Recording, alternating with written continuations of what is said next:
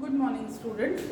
So we have already completed the main portion of first chapter, that is French Revolution, and today we are going to start the fourth portion, that is did women have a revolution, means the role of women in French Revolution. First, see the condition of women in France at that time. The maximum population is of poor people. So what poor people's women used to do? They work for living, जीने के लिए they used to do work, because उनकी family income इतनी लो थी कि वो अपने family का वर्क करने के साथ, मतलब घर का काम, बच्चों को संभालना, fetching of water, cleaning, taking care of child, उसके अलावा वो बाहर भी उनको अर्निंग के लिए जो है, जीने के लिए जो है वर्क करना पड़ता था. तो how they use to work? They work as extreme stress laundress, मतलब प्रेस करना, कपड़े धोना, sold flowers, fruits, vegetables, domestic servants, दूसरे जो बड़े लैंडलॉर्ड्स, नॉबल्स, क्लर्की पीपल्स थे उनके हाउसेस में as a domestic servant work करते थे, but their wages are very low. The prices they use to get for their work is very low. Then no access to education. Poor people's women or poor families' women, they are not having access to any kind of education. They are uneducated. They have to look after their family. This I have already told you.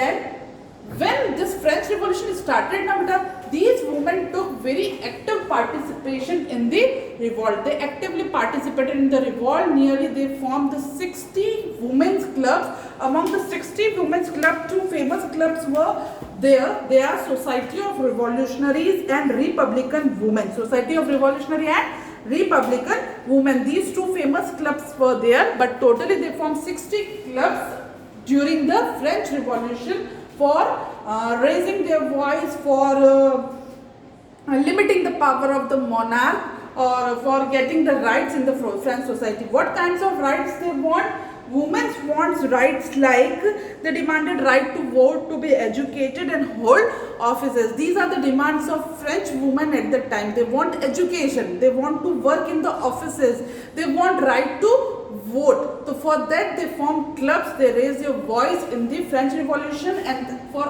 other parts, other things also they actively participated in the French Revolution.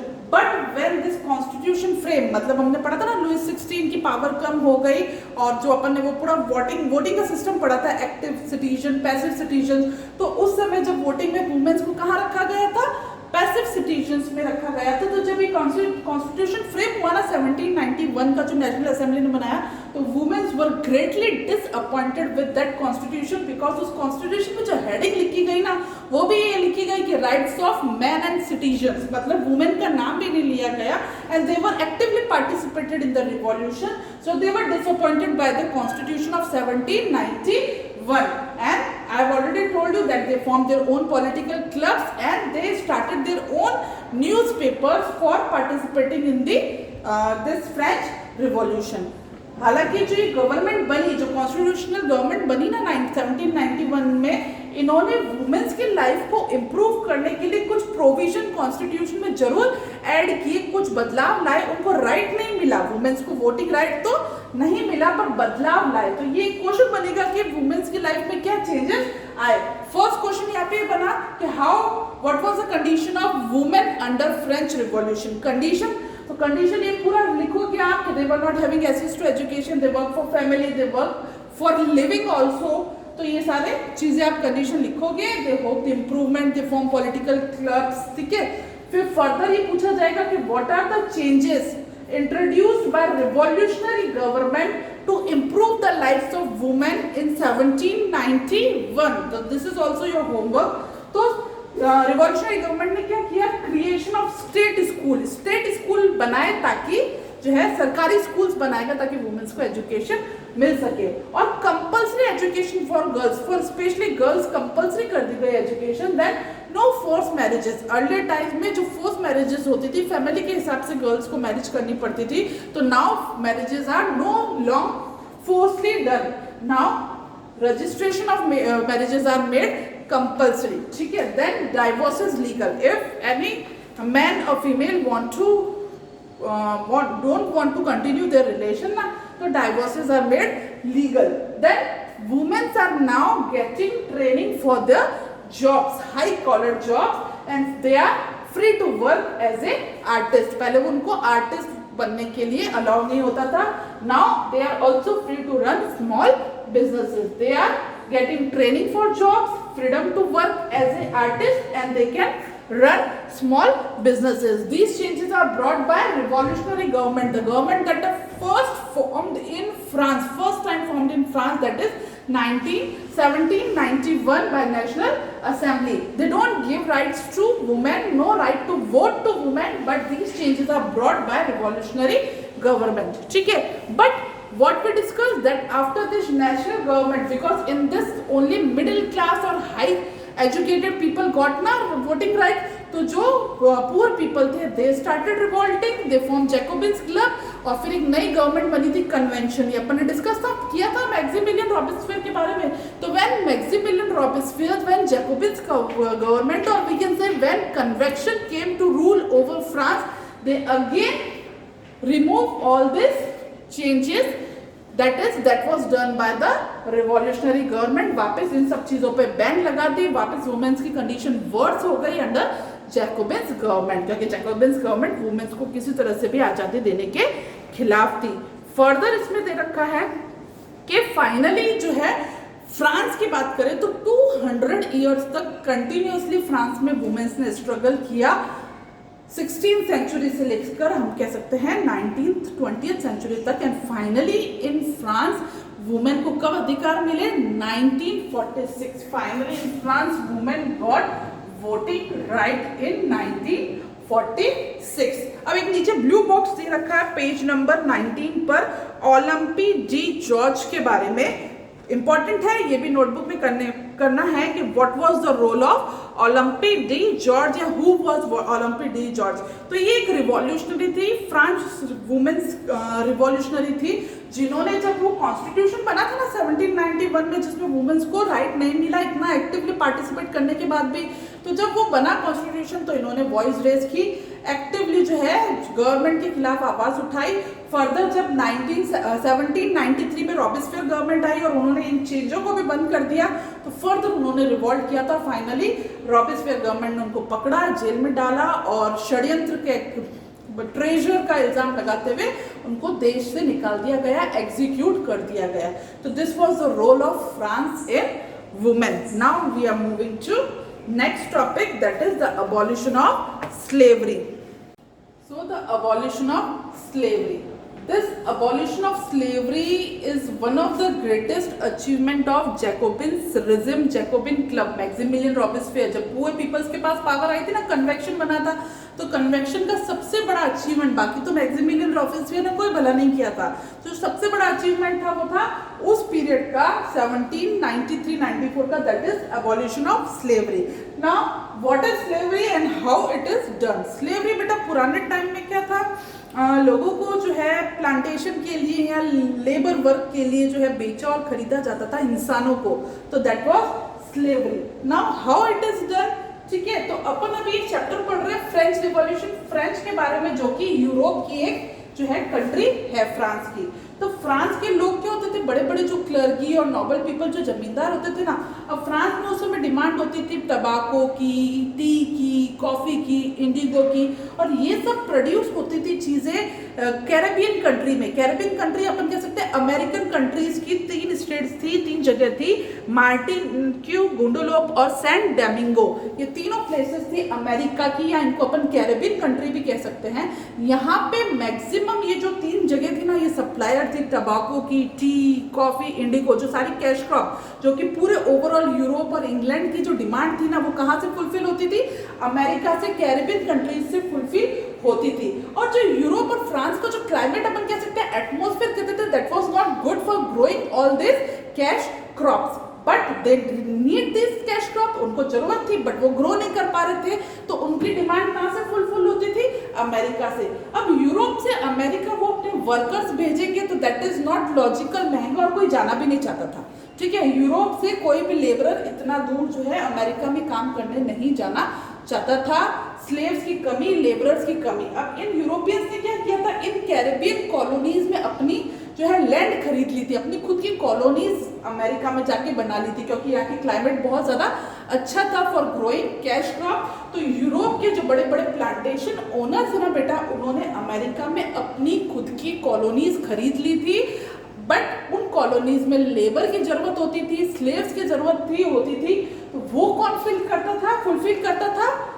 Africa fulfil करता था, क्योंकि Africa एक कह सकते हैं poor जो है country था उस समय। तो वहां पे जो पुअर पीपल्स थे वो काम करने के लिए रेडी होते थे। तो इस तरीके से यूरोप, अमेरिका और अफ्रीका के बीच में बेटा एक ट्रायंगुलर स्लेव, आपकी बुक में वर्ड यूज हुआ है ट्रायंगुलर स्लेव ट्रेड चलता था उस समय। कैसे कि यूरोप के जो एजेंट्स होते थे, प्लांटेशन ओनर्स थे, वो फ्रांस में 2 पोर्ट होते थे, बॉर्डेक्स और नेंटिस, और वो पोर्ट फेमस है स्लेव ट्रेड की वजह से। उन पोर्ट से, उन समुद्र से, इलाकों से जो है स्लेव्स को लाया और वहां से फिर अमेरिका भेजा जाता था।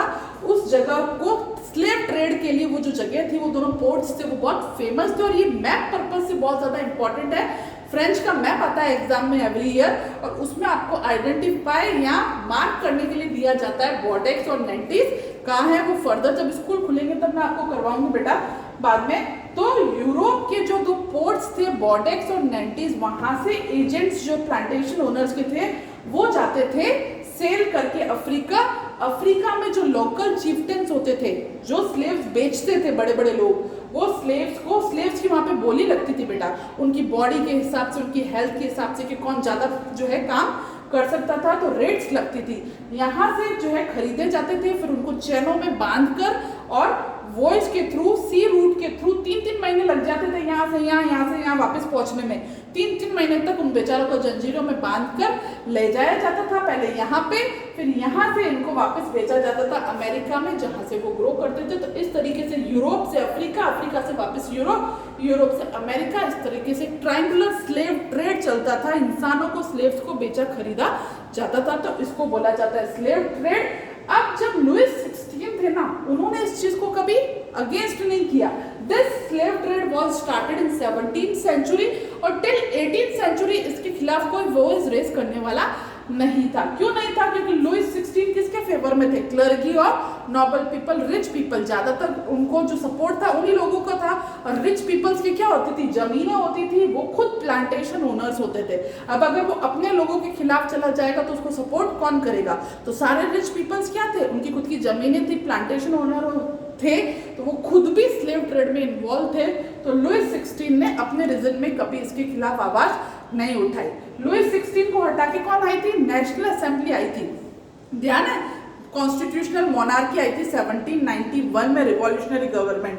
तो जब रिवॉल्यूशनरी गवर्नमेंट आई तो एक बार उन्होंने इस मैटर पे डिबेट करना शुरू किया कि ये बंद होना चाहिए कि नहीं होना चाहिए, बट इस पे कोई स्टेप नहीं उठाया, क्योंकि इस नेशनल असेंबली में कौन था बेटा? Richer section of third state, middle class लोग, जो कि खुद की, उनकी भी जमीनें थी, वो खुद भी लैंड ओनर्स थे और वो खुद भी स्लेव ट्रेड में इन्वॉल्व थे। इसमें पुअर पीपल तो थे ही नहीं, उनको तो वोटिंग राइट मिला ही नहीं था, उनको पैसिव सिटीजन रखा गया था, पुअर पीपल और वुमेन्स को। और स्लेव्स कौन थे? Poor people. तो नेशनल असेंबली ने भी इसमें कुछ नहीं किया। फर्दर जब पावर आई जैकोबिन्स क्लब के हाथ में, पुअर पीपल्स के हाथ में, मैक्सिमिलियन रॉबिस्फियर के हाथ में, तो पुअर पीपल्स की खुद की तो जमीनें थी नहीं। जब जमीनें है ही नहीं तो स्लेव्स की जरूरत ही नहीं, तो उन्होंने क्या किया? अबॉलिश कर दिया कि इसको चाहे हटा दो, ठीक है। बट जब नेपोलियन आया तो नेपोलियन ने इसको रीइंट्रोड्यूस किया। नेपोलियन क्यों आया था? यूरोप में कमाने आया था, अर्न करने आया था, डिक्टेटर बनने आया था। तो ऑब्वियसली जब नेपोलियन आया तो उसने रीइंट्रोड्यूस की स्लेवरी, क्योंकि वो ज्यादा से ज्यादा टैक्स और रेवेन्यू अर्न करना चाहता था।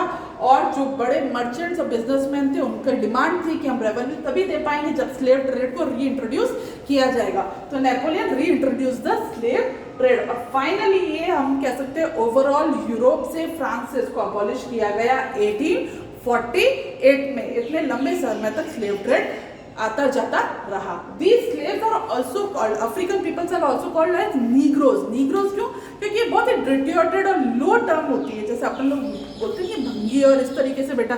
तो उस समय जो है उन लोग पुअर पीपल्स को नीग्रोज वर्ड दिया जाता था। तो ये है। अब अपन लास्ट टॉपिक पे मूव कर रहे हैं अपने। So the last topic is the revolution and everyday life. Everyday life means what are the impact of revolution in the everyday life of the people. So we saw many changes in the lives of people after 1789 when the constitution in France came first time through declaration of rights and citizen. So it gives many changes. Earlier the citizens of the general people of France were not having any voting right, but after 1789 some citizens of France started getting the voting rights. The power of monarch reduces. Freedom of press came. Freedom of press means earlier people are not free to write anything. They are not free to express their feeling. They are not free to speak anything against the monarch or government. Now after 1789 they get the right to freely express their feeling. They are having the right of freedom of sense. One more important thing that constitution of 1901 gave is the abolition of censorship. Earlier there was censorship. अगर आप देखते हो movies वगैरह में अपन कहते हैं कि ये मूवीज रिलीज तभी होगी जब सेंसर बोर्ड उसको क्लियर करेगा. सेंसर बोर्ड क्लियर करेगा मतलब अगर वो फिल्म जो है प्रॉपर लगेगी तो ही सेंसर बोर्ड उसे क्लियर करेगा. उसी तरह से अगर पहले टाइम में लोग कुछ बोलते थे, कुछ लिखना चाहते थे तो पहले वो राजा उसको क्लियर करता था. मतलब अगर उसमें राजा को लगता था कि ये उसके अगेंस्ट में है तो वो उस चीज को लिखने छपने नहीं देता था. तो एक तरह से सेंसरशिप लगी हुई थी. लोग फ्रीली कुछ भी लिख नहीं पाते थे. तो सबसे पहले 1789 के बाद में क्या हुआ, सेंसरशिप राइट, सेंसरशिप अबॉलिश हो गया. फ्रीडम ऑफ प्रेस मिला. पीपल्स ने अपनी फीलिंग एक्सप्रेस करना शुरू की. जो इलिटरेट पीपल थे, जो लिख नहीं सकते थे, उन्होंने प्लेस के थ्रू, सॉन्ग्स के थ्रू, फॉक टेल्स के थ्रू अपनी फीलिंग्स एक्सप्रेस की. तो जो सबसे मेजर चेंज आया, लोगों की लाइफ में बदलाव आया कि लोगों ने बोलना शुरू किया, एक्सप्रेस करना शुरू किया, फ्रीली लिखना शुरू किया और सेंसरशिप अबॉलिश हो गई. तो हियर योर चैप्टर एंड्स. अब यहाँ पे एक कंक्लूजन दे रखा है बेटा पेज नंबर 23 पर. इंपॉर्टेंट है, ये बहुत ही ब्रीफ में दे रखा है. डिटेल में नेक्स्ट ईयर आपके 10th में मैंने कहा ये चैप्टर कंटिन्यू होगा फ्रेंच रिवॉल्यूशन. उसमें ये मेजर रोल दे रखा है नेपोलियन का. छोटा सा दे रखा मैं बताती हूँ कि अपन ने क्या पढ़ा, जब 5 डायरेक्टर्स क्लैश हो रहे थे उसका बेनिफिट किसने उठाया था, नेपोलियन बोनापार्ट ने. नेपोलियन बोनापार्ट ने जो है आके डिक्टेटरशिप रूल एस्टेब्लिश कर दिया था फ्रांस में. और फ्रांस में एस्टेब्लिश होने के बाद जो फ्रांस के आसपास की जो नेबरिंग कंट्रीज थी ना, यूरोपियन कंट्रीज, धीरे धीरे सबको वो कॉन्कर करता जा रहा था और अपने फैमिली मेंबर्स को उन जगहों पर प्लेस करता जा रहा था. बट उस समय जब शुरू में जब वो कॉन्कर कर रहा था ना, तो बहुत सारे देशों ने उसको वेलकम किया कि आओ और हमको कॉन्कर कर लो. ऐसा क्यों किया खुशी खुशी? क्योंकि in the early time Napoleon was seen as the moderniser of France. लोगों को लगा कि ये जो है यूरोप को, फ्रांस को मॉडर्न बनाने आया है. क्यों? क्योंकि नेपोलियन ने कुछ बहुत अच्छी चीजें, बहुत अच्छे बदलाव एडमिनिस्ट्रेटिव लेवल पे, मैनेजमेंट लेवल पे किए. ये डिटेल में आप नेक्स्ट ईयर पढ़ोगे. शॉर्ट में मैं बता देती हूँ. जैसे पुराने पहले टाइम में क्या होता था, यूरोप में 32 डिफरेंट टाइप्स ऑफ करेंसीज चलती थी. तो इससे जो मर्चेंट और ट्रेडर्स फ्लोरिश हो रहे थे ना मिडिल क्लास के, धीरे धीरे फ्रीडम मिलने से, तो उनको दिक्कत आती थी. एक जगह दूसरी करेंसी, वहीं यूरोप में थोड़ा आगे बढ़े तो दूसरी करेंसी, तो उनको एक्सचेंज ऑफ गुड्स और कमोडिटीज में फ्लोरिश होने में प्रॉब्लम आ रही थी. तो नेपोलियन ने उन 32 करेंसीज को रिड्यूस करके 2 पे लिया है. प्लस जो मेजरमेंट, मतलब कपड़ा नापने का या मेजरमेंट का सिस्टम होता था, या वेट, चीजों को तोलने का सिस्टम था ना, यहाँ से यहाँ हेम्सबर्ग से गए न्यूम्सबर्ग तक, तो मेजरमेंट का तरीका बदल जाता था. एक कपड़ा जहाँ वहाँ पे जो है 1 मीटर 66.1 है, तो ये आप नेक्स्ट डिटेल में आप पढ़ोगे बेटा. और तो मेजरमेंट का तरीका अलग अलग था. तो जो नेपोलियन आए उन्होंने मेजरमेंट का तरीका एक ही कर दिया, वेट सिस्टम एक कर दिया, डेसिमल सिस्टम एक कर दिया. नेपोलियन ने करेंसीज को रिड्यूस कर दी. तो इससे लोगों को क्या इजीनेस होनी चाहिए. ये सारे क्या थे, एक तरह से ट्रेड बैरियर्स थे. इससे लोग इजीली फ्रीली ट्रेड नहीं कर पा रहे थे, फ्लोरिश नहीं कर पा रहे थे, अर्न नहीं कर पा रहे थे.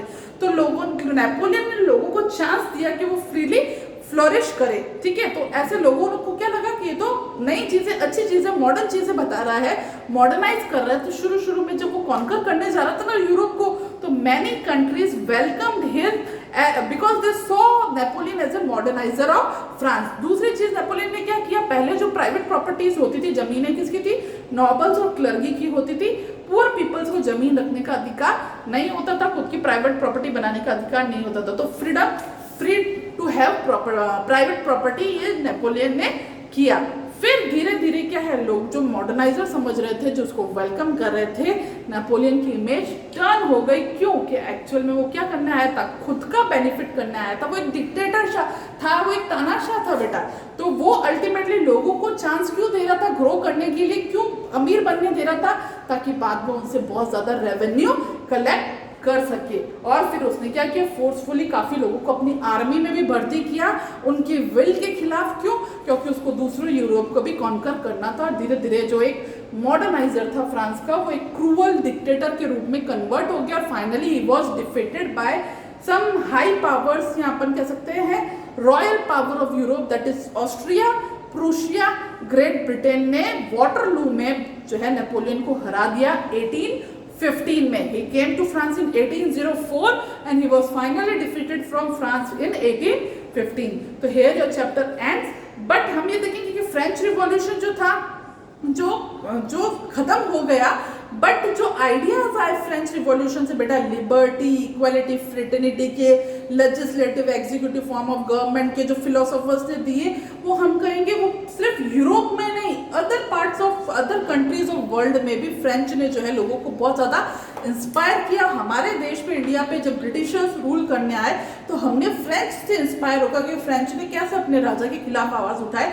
हमारे देश में टीपू सुल्तान और राजा राम मोहन रॉय फ्रेंच से आइडियाज लाए और उन आइडियाज को हमने अडॉप्ट किया। लिबर्टी, इक्वालिटी, फ्रेटर्निटी को पूरे वर्ल्ड ने अडॉप्ट किया। तो फ्रेंच जो है, चाहे वो खत्म हो गया वहां पे फ्रेंच रिवॉल्यूशन, बट जो आइडियाज निकल के आए फ्रेंच रिवॉल्यूशन से, वो कंटिन्यूअसली लोगों को इंस्पायर करते रहे। अब क्वेश्चंस में एक दो तो दे चुकी हूँ। एक क्वेश्चन बेटा आप ये भी करना है यहाँ पे कि what was the triangular slave trade. तो जो मैंने एक्सप्लेन किया ना, वो पूरा एक्सप्लेन करना। Further what are the changes in the everyday lifes of people after French revolution, ये भी करना। That's it, thank you.